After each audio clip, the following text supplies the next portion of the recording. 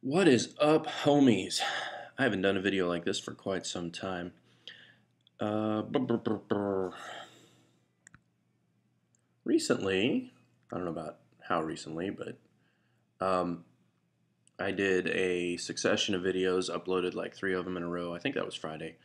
And they were on various topics, and I got some really good comments on one particular video about my margin closeout that I happen to have on the Forex. And I wanted to go ahead and address some of those comments and talk to them directly because it's very difficult. I mean, I criticize commenters in the past, like, "Hey, man, just make a video." It's a lot easier. You can fit in a lot more words, and it's much easier to organize those thoughts in video form. I'm going to go ahead and do the viewer comments in order on my margin closeout video. And for those who may not know, margin closeout, you know what? I'm going to put a link in the description bar. Y'all can just find it out. First comment that I received was from Almanaka. Asus is the new Apple. Uh, that's an interesting observation. And I think that what the commenter is talking about here is that the stock of Asus is seems to be bringing the strength that Apple used to have. Which, man, for the bigger part of the last few years, I mean, Apple was just a freaking juggernaut. Of course, in response to that, I couldn't I could I couldn't resist doing a little bit of a raunchy comment in return of it. Um, Now, Almanaka has a video about the ASIC miner, which is a USB connection. Go ahead and check him out. Almanaka. He's got some videos on that miner. It's an interesting thing, and I think it's also noteworthy that he uses the term hobby here. Now, we're going to be talking about that, I think, maybe a little bit later on in this video. Um, then again, in my reply, I couldn't resist about the whole self-righteous indignation about the Bitcoin people. Like, oh, if you don't like Bitcoins, then you must not understand, just that I'm right and everybody else is wrong. I'm not saying Almanaka is like that, far from it. But, man, when Bitcoins first came out, anybody who didn't understand it was just stupid, where are we at? No bullshit survival, man. Uh, my friend from down under. I put him in the middle here. I got turned on to No Bullshit Survival from Tex Grebner, a person who I've mentioned many times. He is like the Australian Tex Grebner, interesting guy, a younger guy doing Australian bushcraft. I think the smile and nod thing. It reminded me. What did it remind me of? How a lot of times in my videos, a lot of my subscribership, what I'm speaking of is not really their cup of tea. Like if I'm talking about financial stuff, my gun, gear, and outdoor people are kind of lost, and if I'm talking about guns, gears, and outdoors, then my finance people are kind of lost. I just saw that comment as him being polite. I'm really glad to actually get a comment from him because I hadn't heard from him in quite some time, and I don't know. We've had very limited interaction over the last year or so that he's been on here. But cool guy, and he's got some badass videos about the it was the Crocodile Dundee Bowie knife that looked like just something fake, but turned out to be the real deal. Now, it was a rat tail tang. Anybody who understands knives knows that. It means basically that the blade is only connected to a very thin shaft that comes through the handle, as opposed to being a full tang, which is like the handle is wrapped around the whole entire steel that makes the blade of the knife. I know you guys have seen those on steak knives before, but anyway, No BS Survival. Check him out. Cool guy. He's got some really, really funny videos about the drop bears and some of the other stuff. Super duper. Now this comment right here happens to my friend that does Forex all the time. This comment is one of those comments that inspired me to do this video. When I got closed out, I felt terrible. The actual loss, oh, what was I at? For me to get closed out, I'm going through my notes here. For me to get closed out, it was like a 20% loss. And the 20% loss is not something that anybody should duplicate. I mean, what is the idea behind a 20% loss that you're expecting a 40% gain? Like what change in value does anybody know of that can do a 40% gain? It's pretty hardcore. But so it is, and I'm sorry to hear about your friend that is getting closed out in Forex. Getting closed out is not a good thing in the least, and it's not something that I intend to ever repeat. Like I mentioned in this video, it made me actually go back to my core trading plan and just completely overhaul my risk management policies and quite a few of the other things. What else do I want to say about this? You know, I don't know if it would necessarily have to do with it being the Forex's fault. It's a market just like any other. Now that you would get closed out, and this goes to another comment that I wanted to address that isn't actually on this video, I don't think. Or is it? Let me check. I gotta check. Yep, it's on this video. I will check. I will address that later. But to imply that the Forex is somehow more volatile or more dangerous than any other market, that's a result of being able to be leveraged. And when you're leveraged, the movements are multiplied. But that you know, if you're not handling risk correctly, you get those closeouts. And if you're not handling risk correctly, you're not going to be able to make money. INC. It was that SLV trade, huh? Oh, good stuff.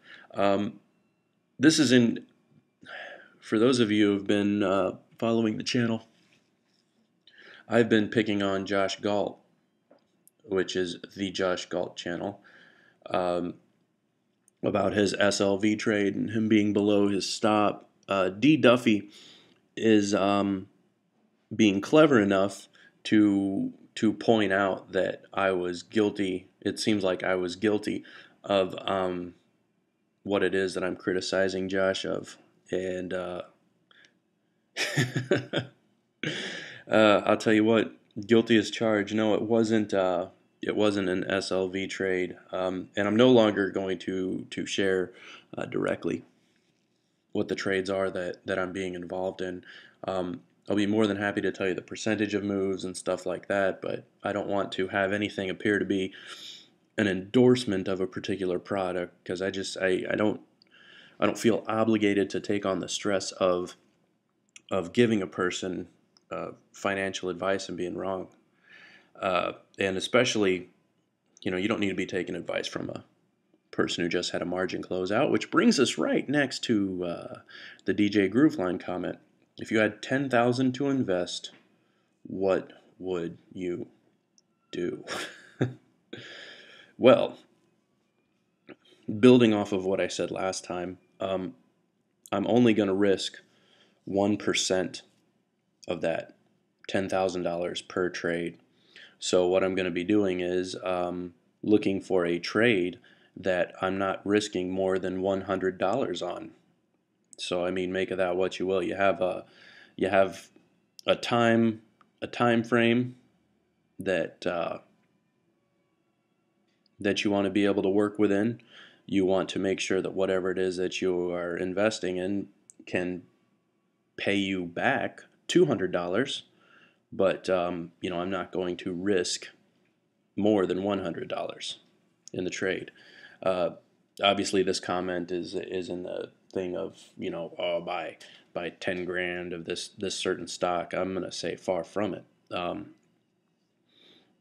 If I had the 10 grand, my goals, of course, are going to be capital investment. It doesn't matter that it was 10,000 or 100 or even $10.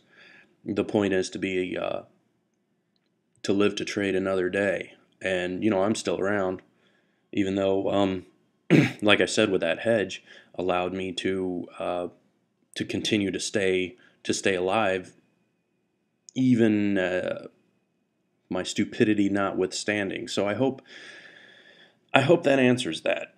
Um, I think 10 grand is a really good amount, and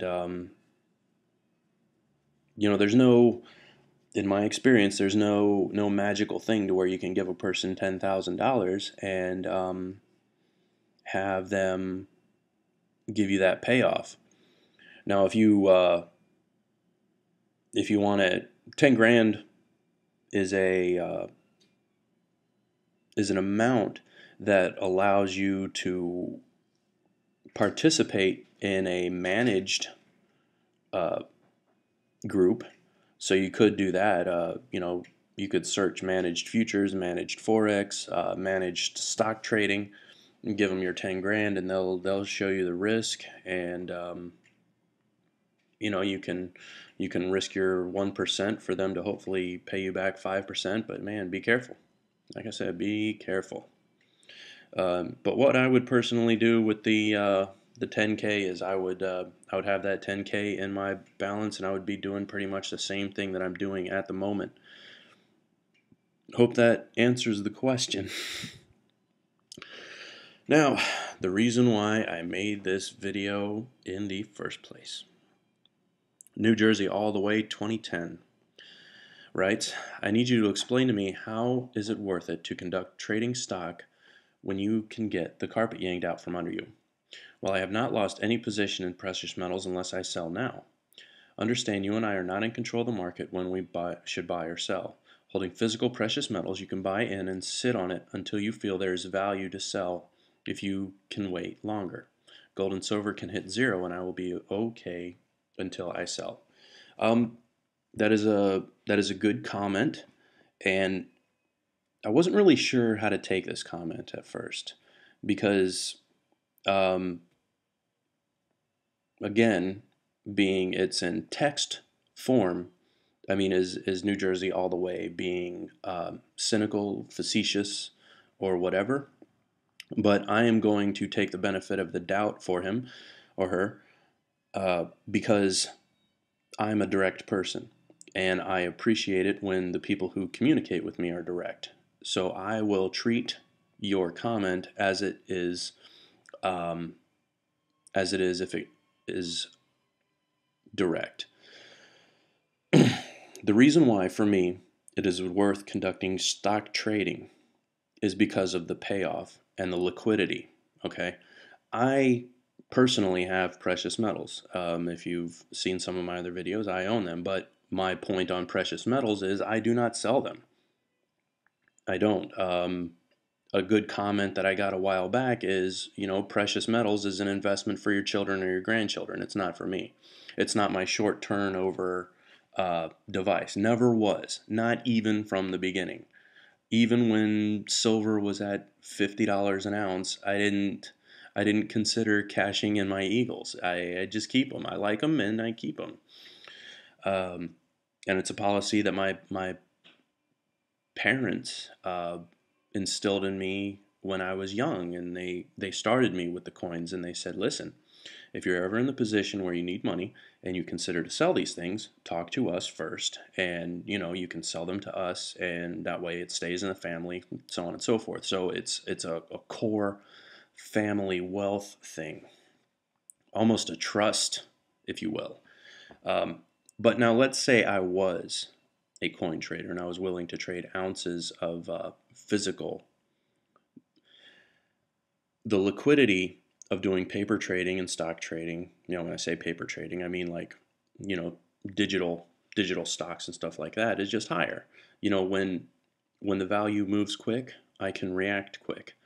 As far as the carpet being yanked out from under me, the reason why the carpet was yanked out from under me in this instance, in the instance that I'm talking about in that video, is because I was being stupid and it was my own mistake.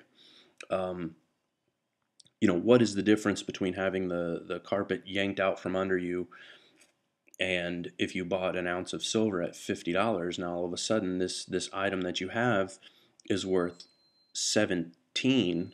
What could you have bought for that $30 difference of the same item? What's the difference of losing that percentage of value?